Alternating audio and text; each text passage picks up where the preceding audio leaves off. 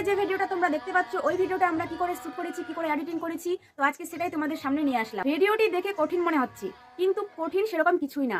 ভিডিওটি একদম জলের মতো সহজ, তো এক ক্লিকেই তৈরি হয়ে যাবে। তো চলো তাহলে ভিডিও শুটগুলো আমি কিভাবে নিয়েছি তো সেগুলো তোমাদেরকে প্রথমে দেখাই। তো প্রথম থেকে একটা বাঁশ রেখে দিয়েছি আমি গলা অবধি, তো এইভাবে নাড়াচাড়া করে আমি প্রথম শ্যুটটা আমার নিয়ে নিলাম।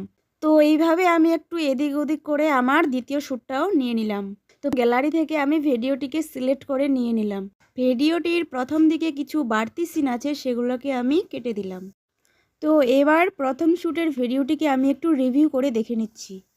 ভিডিওটি আমি প্রথম শ্যুট ও দ্বিতীয় শ্যুট একসাথে নিয়েছি। তো ভিডিওটির দ্বিতীয় শ্যুটটিকে আমি কাট করে আলাদা করে নিয়ে নেব। তো কাট করার জন্য আমি কাট আউট অপশনে ক্লিক করলাম। ক্লিক করার পর আমি স্প্লিটে ক্লিক করলাম। ক্লিক করার পর আমি ভিডিওটিকে কাট করে আলাদা করে নিয়ে নিলাম। তো প্রথম শ্যুটের শেষের দিকেও কিছু বাড়তি সিন ছিল, সেটাকেও আমি কাট করে ঠিকমতো অ্যাডজাস্ট করে নিয়ে নিলাম। তো এবার আমি দ্বিতীয় শ্যুটের প্রথম দিকে কিছু বাড়তি সিন ছিল সেগুলোকে কেটে দিচ্ছি। কেটে দেওয়ার পর শেষের দিকেও কিছু বাড়তি সিন আছে, সেটাকেও আমি কেটে দিলাম।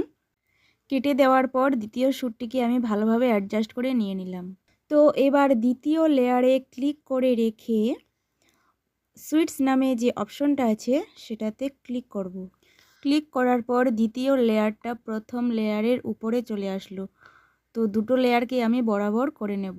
এরপর আবারও দ্বিতীয় লেয়ারে ক্লিক করে রেখে মার্কস নামে যে অপশনটা আছে সেটাতে ক্লিক করব।